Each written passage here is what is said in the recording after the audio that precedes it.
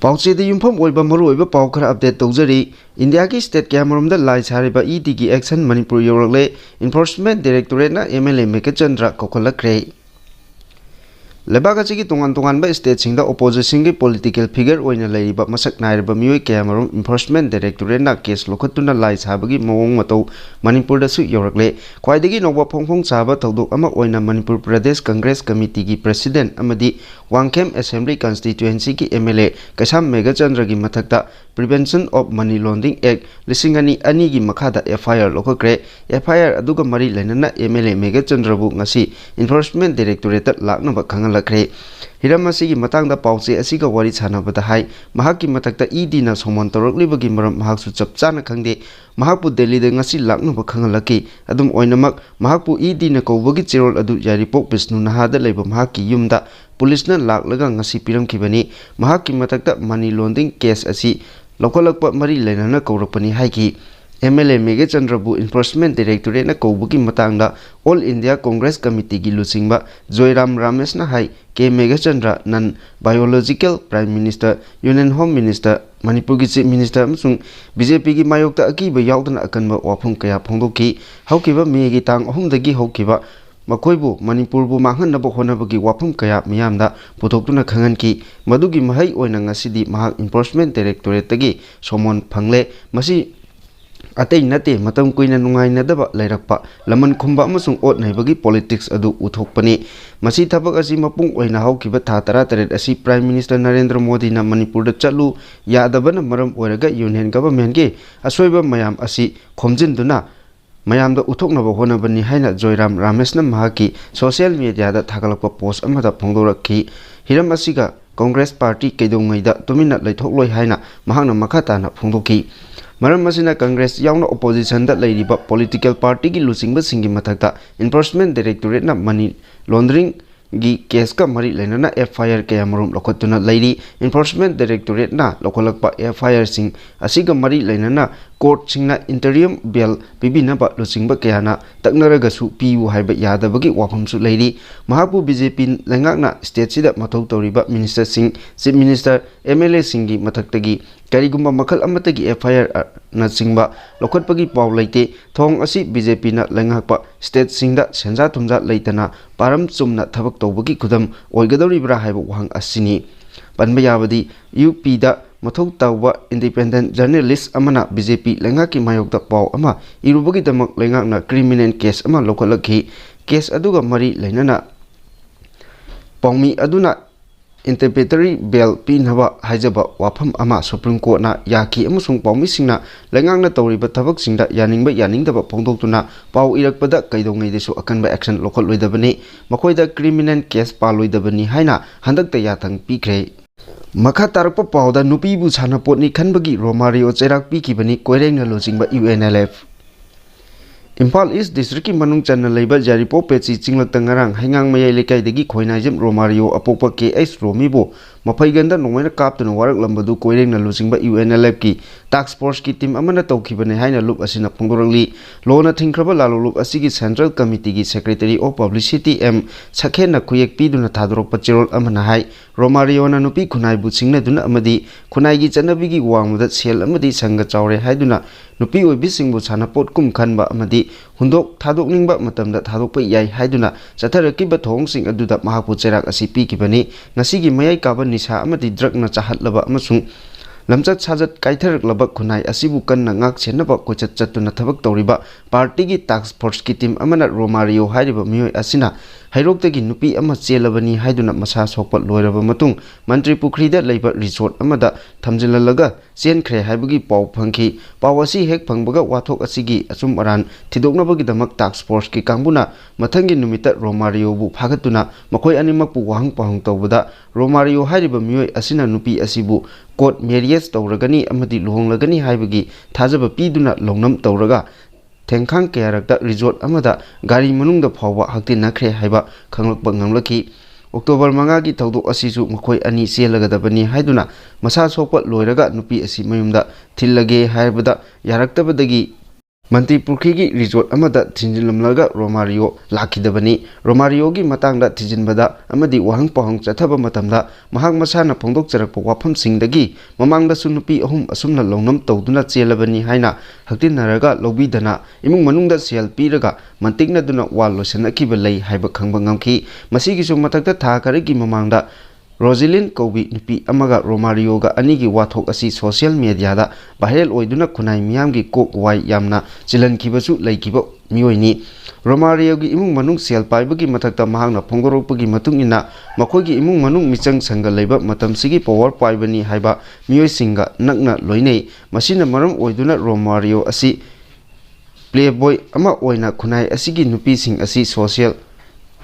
Sexual object oina uba amadi chanapot kum khanba loinaba amadi imung manungnasu mahagi chayol nayokta maning makha tamhanduna lakpa asina mahangna khunai sida kanabusu kidaba maning makha pangtau tawbagi mamitai mahaki mamang thaki chatharakliba maral sing asi yenglagadi ahakpa cherak piba yarabani adubu Romario masana masagi asoibasi khangjare asigumba lamchat naidaba thabakji matungda tawjararoi haibadagi naha oiri semdokpa yari khanduna thoidokna arumba cherak pikidabani loinam lengak asina lisang sinna nei khairakpadagi lepak asi patle pumle khunai asida ipa ipu singna phajana thambiramba social politic ki kanglon kaya ngasidi pumjai chaire loinam lengakna sengmalakpa chenjok paiba khunai bu khujok kharana khunai asi mathak makha onthokle selbu pairaga di pumnamak yarabagum khanare achop areng lairaktre phatabasu kupsinba ngamle khanarakle adubu phanna oiduna su ireicha miyamgi yawol ihogi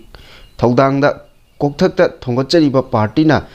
Laiba Makaidi Asigumba Loinam Langaki Charulang Asi Kaidonunda Mai Pakaloi Asigumba Kunaigi Chana Lonja Tukairakpa Amadi Selamadi Michang Kalle Matagum Kunai Manunda Aswan Masingbu Ot Naibagi Tong Chatarakpa Asi Partina Matam Chupada Cheirak Pigani Chel Tabu Panglabadi Haiduna Afafata Achop Areng Tidana Kunai Asi Mang Takrasanu Haina Karisu Nasungdana Monda Drak Lalonba Nupi Lalolapa Amadi Lamchat Kamba Oktaba Oktabigi Yakabung Sana Uniform Oina Aranba Lambida Sel Tanaba Sijinaramba 5-star Hotel Resort Sing Mapu Manager Singsu Matung Tarakpada Ahakpa Cheirak Piragani Hainasu Cherol Asina Makha Tarakli Makha Tarakpa Pauda Khanaba Hauba Khuldu Cheirak Pinaba Tangkol Naga Longna Warep Lokre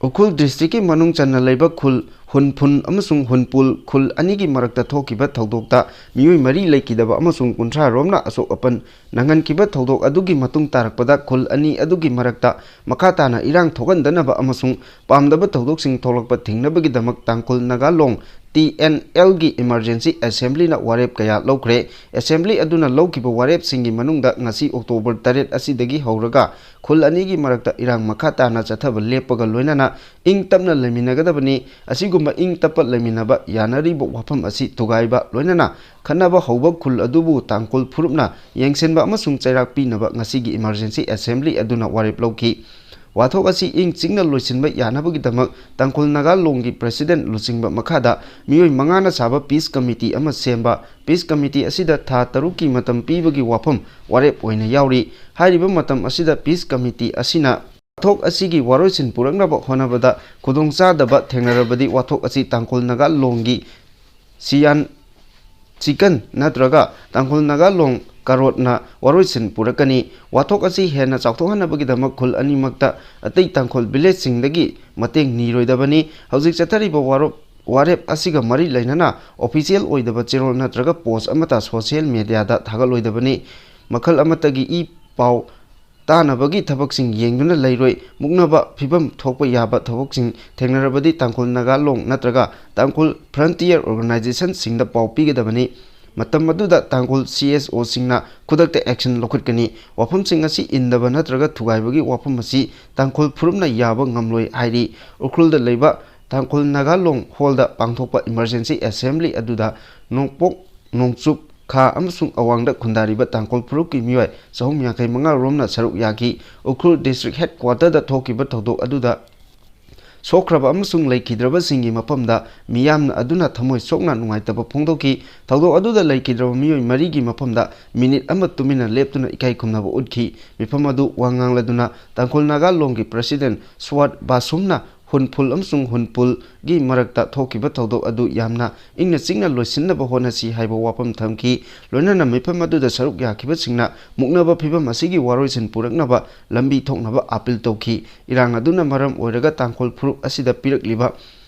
साथीब चैथेंग असि मिफम अदुदा खंगबगा लोइनना थौदोक अदु यानिंगदबा फोंदोकपगा लोइनना उखुल headquarter दा इंगतप फिबम हंजिलहनबा appeal तौनखी emergency assembly अदुना लौकिबा वारेप अदु थुगाइमा नत्रगा इन्दबा फुरुप अदु तांखोल फुरुपना मखोइबु इंथोकनी खुल अनिमक हौजिक हंदोकनबा फिबम उतले लोइनना उखुल district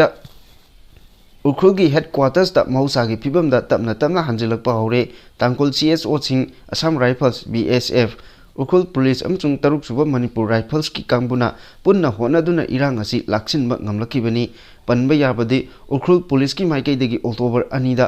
लाखिबा नोंमै कुनगी मनुंगदा 19 दी फंगबा ngamkibani AK राइफल 9 mm पिस्तौल अमदी हौजिकसु फंगबा ngamdana लेरी हाइरी मखा तारकपा पावदा कुकी असिबा अमा ताउथरकले बिष्णुपुर डिस्ट्रिक्ट की मनुंग चन्ना लेबा कुंबीदा ngasi nungthil chawrangna pung 3 rom tarakpa aduwaida khuga turelda kuki amagi pumtharaba asiba hakchang tawtharakpa thengnakre hairi pressna phangba pawgi matung innadi asiba hakchang adu churachandpurgi naisiyal bengdagi haukiba september 19 ta khuga turelda tasinkiba miyoi aduni mahaki maming jacob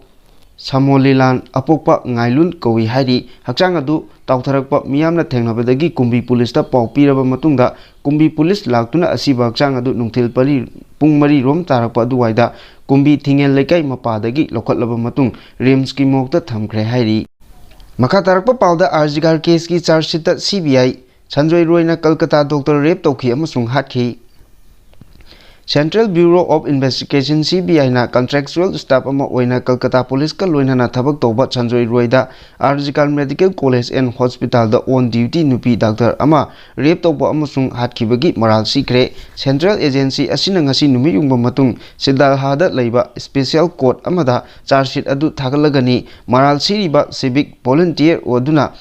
hospital adugi seminar room adugi manungda doctor aduna pothaba chatkibada crime adu chathakibani haina official sing aduna haiki CBI likhun singi matung inna charge sheet aduda record tawkiba miyoi chani rongi statement singa roibu miyoiba accused aduni maroiba accused aduni haina maming pali atopa chenaba sing leibra amasung masi gang rape case amara haibasi hawjiksu thijili haina makoina makha taki doctor adu hospital aduda august 9 da sina leiramba thengnaki amasung investigation sing chatharakpada doctor nupi aduda chathakiba aki tujingba tawdok adu khangnaki court aduna thijinbagi thabak adu painaba CBI da khangankibani hospital aduda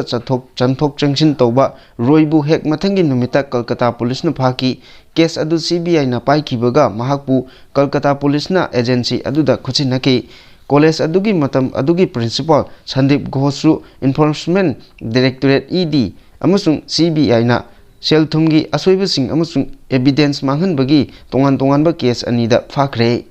makha tarakpa pawda Kolkata hospital gi hanagi principal Sandeep Ghosh ka naknaba doctor tara hospital authority na tantokre Kolkata gi Arjigal Medical College and Hospital gi phakraba hanagi principal Sandeep Ghosh ka yamna nakna tinaba khanba doctor tara hospital authority na tantokre kihanba namfu amasung sexual harassment yauna tongan ba asoiba kayamarongi damak doctor sing adu hospital adudagi tanthokibani hairi protest tawriba junior doctor sing aduna mamangda amukta tawkidriba sidri phawba chara henbagi khongjang ama chathaba hawgibadagi doctor sing tantokpagi thaba adu lokholakpani tanthokraba doctor sing adugi list aduda intern sing house staff hospital adugi senior assistant sing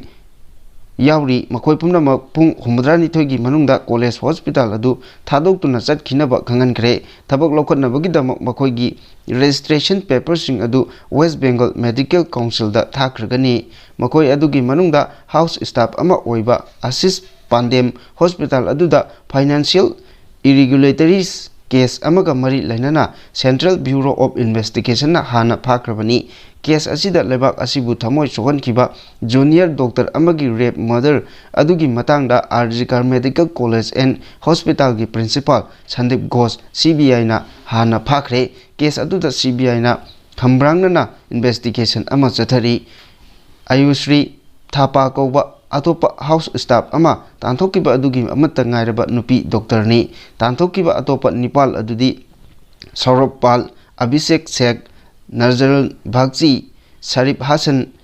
अनिकली Debnath Amarendra Singh संपाल Singh अमसुंग Tanveer Ahmad काजीनी।